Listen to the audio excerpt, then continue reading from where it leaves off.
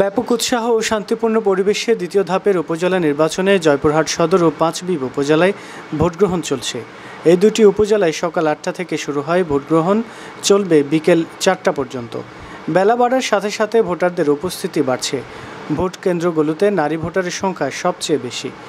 দু উপজেলা চেয়ারম্যান পদে ১১ জন, ভাইস চেয়ারম্যান পদে ১১ জন ও মহিলা ভাইস চেয়ারম্যান পদে ৮ জন প্রার্থী প্রতিদ্বন্দ্বিতা করছেন। মোট ভোটার রয়েছে প্রায় ৪,৫১,০০০। দুটি উপজেলায় মোট ভোট কেন্দ্র ১৬১টি। সুষ্ঠু ভোটের জন্য আইনশৃঙ্খলা বাহিনীর তৎপরতা সবথেকে বেশি চোখে পড়ার মতো। পুলিশ, র্যাব ও বিজিবির সাথে স্ট্রাইকিং ফোর্স হিসেবে নির্বাহী ম্যাজিস্ট্রেটরা দায়িত্ব পালন করছে।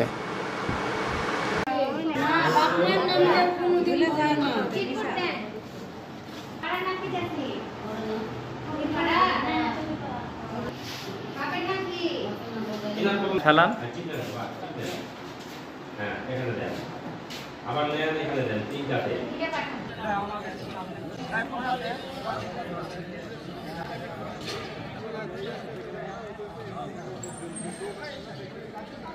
স্যার বলছেন আমাদের চাকরি থাকবে না, যেটা থেকে